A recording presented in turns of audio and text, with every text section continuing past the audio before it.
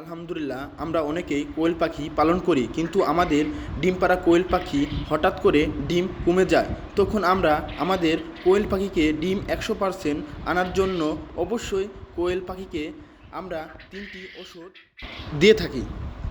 যেমন ওষুধ 3টি হচ্ছে ইভেট প্লাস ও ইসেল এবং রেনাসল AD3 ইভেট ও ক্যালপেলেক্স।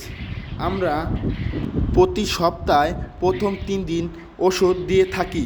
যেমন প্রথম 3 দিন ইভেট প্লাস দেই সকালে প্রতিদিন প্রতি 2 লিটার পানিতে 1 ml করে, ও রেনাসল AD3 প্রথম 3 দিন রাতে প্রতি 2 লিটার পানিতে 1 ml ওষুধ দিয়ে থাকি।